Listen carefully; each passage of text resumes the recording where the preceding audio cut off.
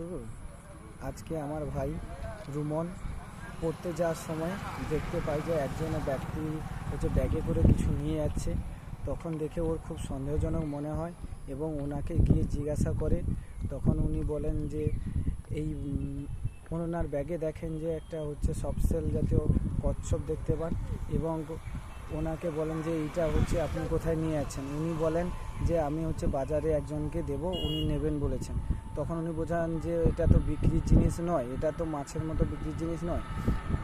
তখন উনি ওর সাথে হুজ্জুতি করে। তখন উনি ওনাকে বোঝান এবং বুঝিয়ে বলেন যে এটা পরিবেশের সম্পদ, পরিবেশের এটা উপকারিতা অনেক আছে। সেই জন্য ওনাকে বুঝিয়ে ওটা উনিও রাজি হন। তারপরে নিয়ে রেস্কিউ ওকে ছাড়ার জন্য উনিও রাজি হন।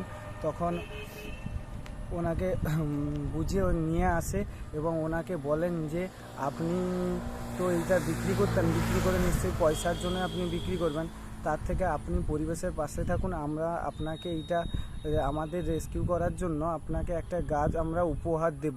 এখন বর্ষাকালের সিজন, একটি গাছ একটি প্রাণ, সেই জন্য আমরা গাছ আপনাকে উপহার দেবো, ওই গাছটি আপনি লাগাবেন।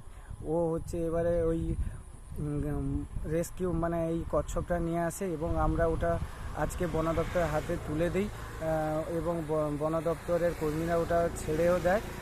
এই আমার একটাই বক্তব্য যে আমরা আজকে অনেক দিন ধরে এরকম প্রতিনিয়ত মানুষকে বুঝিয়ে চলছি বাজারে, খেলার মাঠে, তারপর প্রত্যেকটা অনুষ্ঠানে, মেলায়, পুজো পার্বণে, অন্নপ্রাশনে, প্রত্যেকটা প্রাঙ্গণে। তাও মানুষ এখনও মনে হয় যে অনেক মানুষ তাদের বোঝার অভাব আছে যে এটা, অনেকে ভাবেন যে খাদ্য প্রাণী, কিন্তু এটা খাদ্য প্রাণী না। একটা কচ্ছপ যদি বেঁচে থাকে, একটা কচ্ছপ এক রাতে 2টো ডেঙ্গু মশার লার্ভা খেতে পারে। এই মশা মাছির উপদ্রব কমাতে পারে। এখন ডেঙ্গু মশার পরপর অনেক, এই বর্ষাকালে ডেঙ্গু মশার অনেক উৎপাত বেড়েছে আর ডেঙ্গু অনেকেরই হচ্ছে।